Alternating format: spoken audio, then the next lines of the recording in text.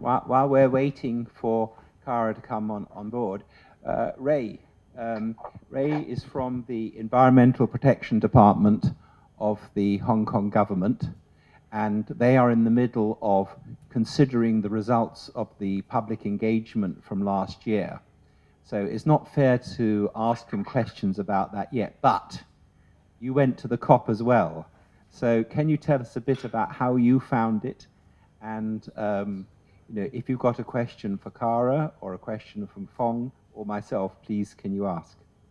Good morning, everyone. I also attend the COP this September, and I met Robert and Lawrence there. And I joined the discussion or the briefing for the Chinese delegation. And this is quite an experience for me because you know that this is an important subject. And everyone is looking for a decision or a breakthrough development in this COP, for example, the Article 6. And although there are no breakthrough, but we see a lot of involvement of different society, including the youth and many parties, and there's some demonstration in the area. I think that we all have the willingness to handle this problem, but unfortunately, we do not have a breakthrough yet. But for Hong Kong government, we attach great importance to combating climate change, and we have established in 2016 the high-level steering committee on climate change chaired by our chief secretary for administration to steer and coordinate the climate action within the government.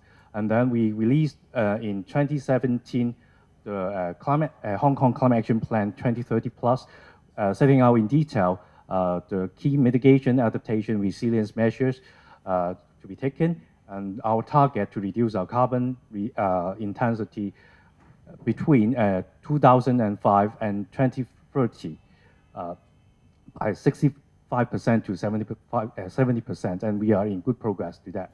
And in view of that, there are views that we have to be more ambitious and set more ambitious target. We have engaged the Council for Sustainable Development to conduct a public engagement exercise, and the Council has some young members in that to incorporate their voice.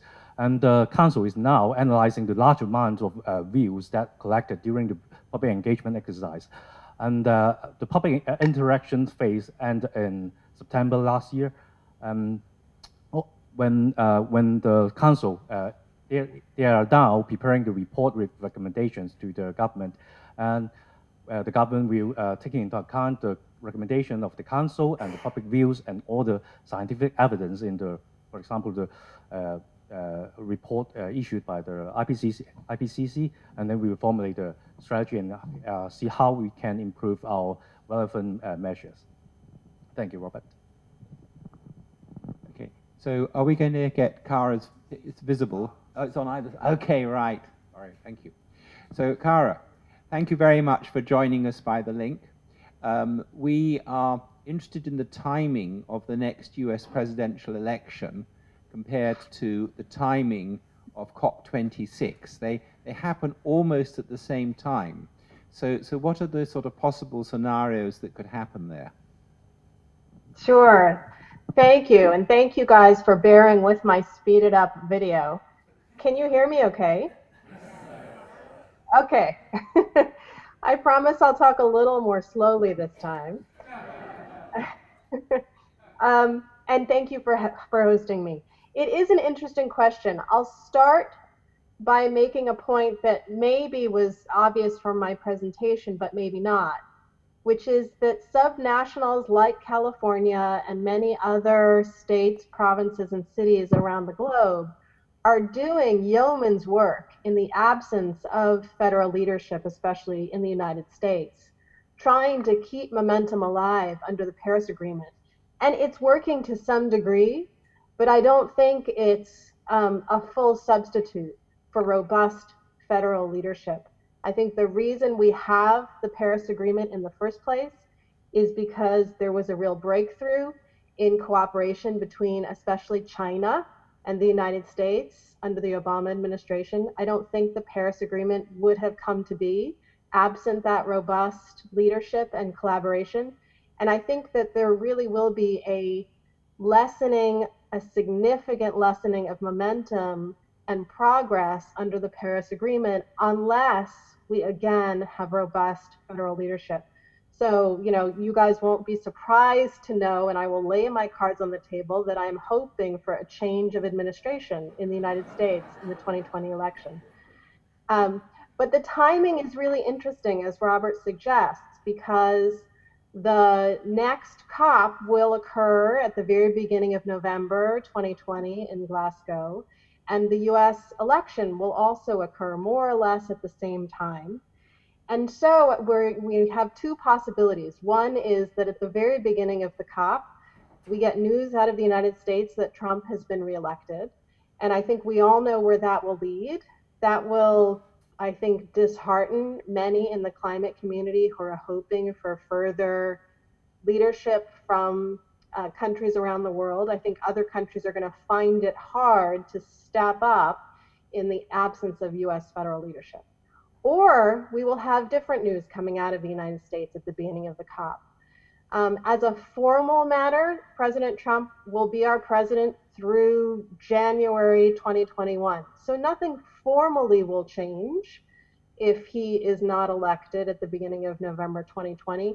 But the spirit at the COP will really be different. I think everybody will know that there's a change in leadership in the United States. I think, in the hallways and in back meeting rooms, promises will be made, and enthusiasms will be buoyed about the fact of the change in leadership in the United States. And I think that could make a real difference in the momentum that the rest of the parties bring to the talks, but I guess we'll see.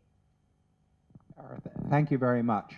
One related question, which I didn't think about before, but to mention. So the EU has got a very ambitious, let's be the first carbon neutral continent. Let's get to net zero by 2050 for the EU as a whole. And part of the policy mix is to have border carbon adjustments. So if, for instance, somebody wants to import cement, which is a very carbon intensive product, into the EU, then they will have to pay an extra tax or levy on import for the difference between whatever the carbon price is where that cement originated and the current carbon price in the EU. Now, usually when the EU tries to implement a law like that, the US goes and gets very legislative, and you're a lawyer. So can you just comment on how that might work out? To me, the carbon border adjustment is a great thing. It means that the EU can stop giving free carbon allowances to industries such as cement or steel, which are vulnerable to these imports, and therefore it can tighten up and make much more effective its emissions trading scheme to drive down its emissions. So I'm very much hoping that this time it will be successful. Yeah, so international border adjustments, carbon border adjustments, I think are both necessary in order to minimize leakage, but also really difficult under international trade law. And so although I am a lawyer, I will say first that I'm not an international trade lawyer. I'll give you a very hand-wavy answer, which is that you're right, the US has a history of fighting those sorts of trade adjustments tooth and nail.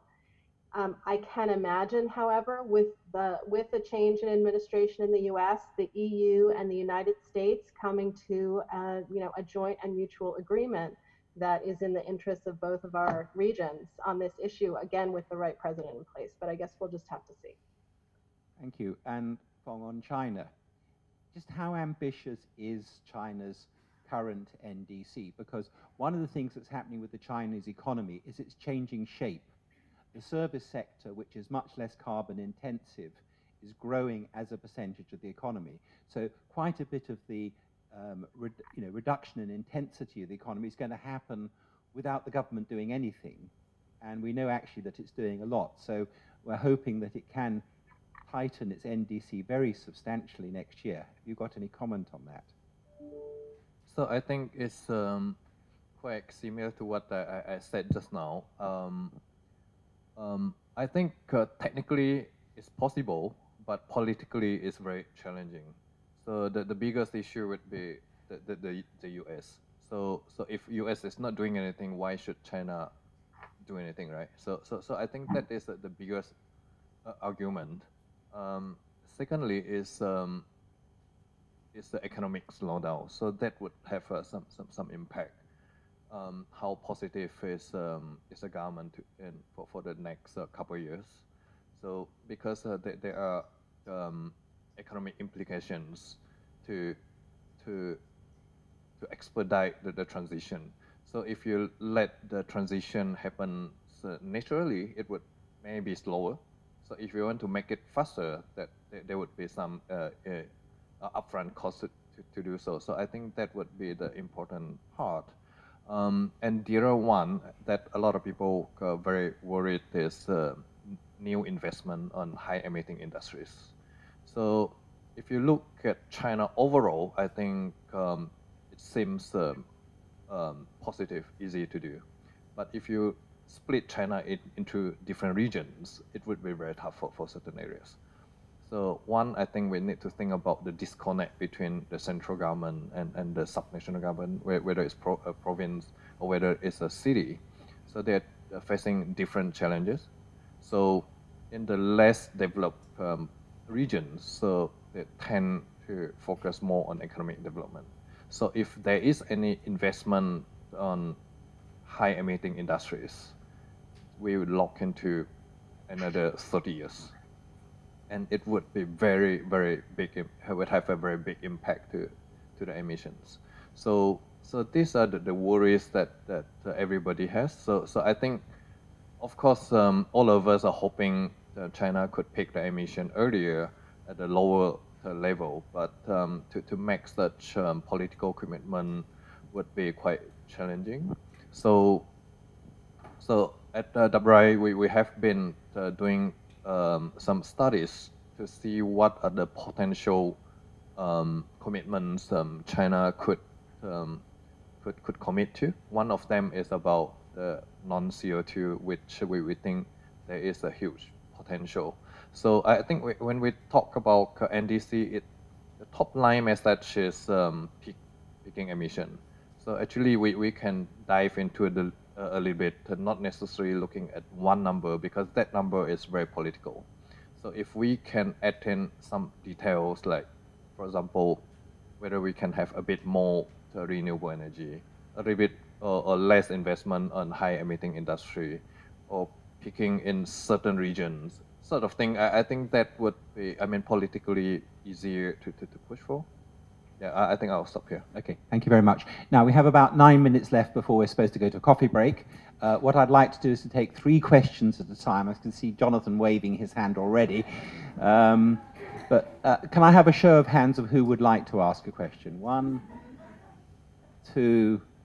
Okay, so we'll take those 2 together. So, Jonathan, please. Well, thank you. A very quick one. So, Cara, I think, in her introduction, gave a really, really clear description of how cap and trade works to solve that problem that we might call the tragedy of the commons, by controlling on the supply side and how that works at the micro level. But then also a very good description of when you then try and expand that to address on the sort of macro or global level across different countries and markets, it just hasn't been possible to achieve it. So my question is, for those of you who were at COP25, is Article 6 now going to be taken off the table because it's just not going to be solvable?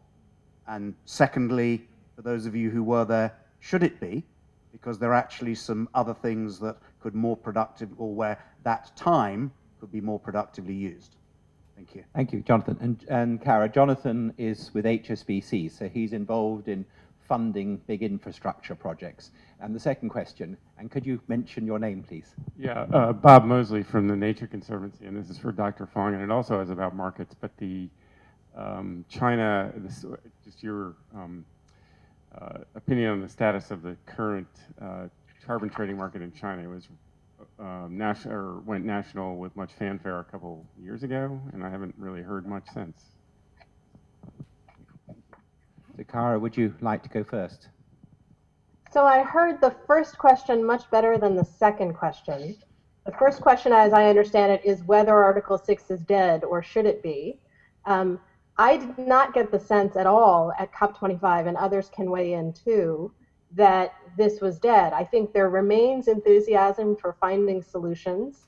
I think there's a lot of momentum among, private sector and public sector entities and many parties to find a trading solution for lots of reasons, including some of those I talked about in my talk. And so, yes, the parties are going to be back at it in June and probably in Glasgow and give it another go, for sure. And then the second part of the question, which is more normative, should it die? I am one of those people who thinks that there is a lot of potential for trading if the rules are done right. So I continue to hold out for strong rules. But I'm also one of those people who thinks that if the rules aren't so strong, it's probably better to have nothing than a bad Article 6. But others on the panel, feel free to weigh in and share your thoughts. Can you answer the China? Yeah, sure.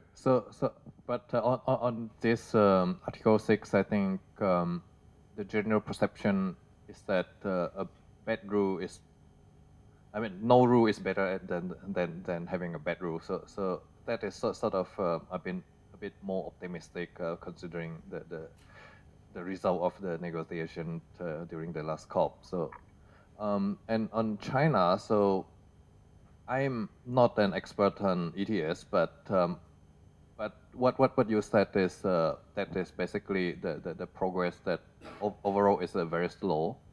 But from the announcement recently, so this year the government will announce the allowance. So hopefully we can see major progress this year on the power sector. But whether we will move beyond power sector, I think that would be quite challenging this year. So I think what the government is trying to do is to do it right within one sector, then start to consider the rest. Thank you. So other questions? Emma? Anybody else? Thank you. Emma Harvey from Gammon Construction. Can you give us a flavour, I'm not sure who it's directed to, but a flavour of should Article 6 go through, what it will mean in real terms for business in Hong Kong? Well, one comment I would make is that the key issue is there are lots of opportunities to reduce emissions in the less developed and the poorer countries, and there isn't the money going there to do it. If you have Article 6, then rather than spending a high amount per ton of emissions reduced in Europe, that same amount of money can go to fund a much bigger reduction in emissions in one of the poorer countries. So it gets the whole world moving in the right direction much faster. So it really would be very useful to have it. But I fully agree, we need to have the right set of rules. The potential for Article 6, poorly written, to totally ruin the NDC process. Countries thinking, well, I'm not going to tighten my NDC because I can, if I don't put this in the NDC, then I can have it there as something which I can trade. And also some countries, and Brazil is, I'm afraid, a candidate for this, that they put something in their NDC and then they reckon that they can count the emissions reduction in their NDC at the same time as they're being paid for it by another country. So there's a double count that happens. So it's not a simple area. Rachel. Hi. There seems to be, Rachel Fleischman with BASF. There seems to be still a lack of focus on adaptation and resilience, and we're seeing the cost of that now in California and Australia and other places. And our situation here, actually, in the Pearl River Delta could change very quickly, and there doesn't seem to have been that realization. Is there any way that the COP process could be more focused on creating adaptation scorecards or focusing more on adaptation in key sectors? Is there something that the Brits could do to try to sort of to help not simply get to this magic number of 100 billion, but actually look at where it needs to be invested in both developing and developed countries, and in what time frame, and how to measure that? I mean, my response on that one, and Cara, maybe you can jump in as well, is that insurance mechanisms can be very powerful on this. When this is for resilience perhaps rather than adaptation, but it then drives adaptation. Where you have assets insured, then when there is a problem, the money to sort it out gets there quickly. Also, when you start to insure things, then you start to quantify and understand the risks. And once you understand the risks, then it becomes easier to justify the investment you need to make in order to adapt. So to me, that's a great mechanism that the Germans have been, with their big reinsurers, have been very much behind moving this forwards, and I think a lot more can and should be done. So, last question from Jeannie, and then we're going to break for coffee. Jeannie from CLP Research Institute. I wanted to ask Fong whether you see the opportunity or likelihood of China ratcheting its NDC at the next COP. So it's a very difficult question. So as I said, so at least from our conversation with the officials, so definitely China is committed to submit the NDC, whatever you call it, whether it's NDC update or enhancements, different meaning, but we'll do it, and we'll also communicate the long-term strategy, but likely to be more qualitative.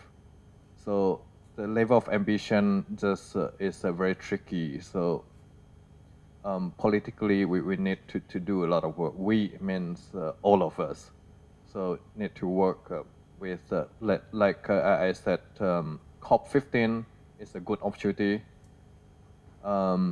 EU-China summit is a good opportunity. So I think what all of us need to do is a bit more on the new climate economy type of work.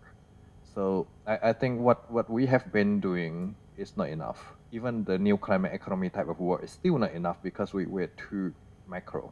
So we need to get a bit more into the weed.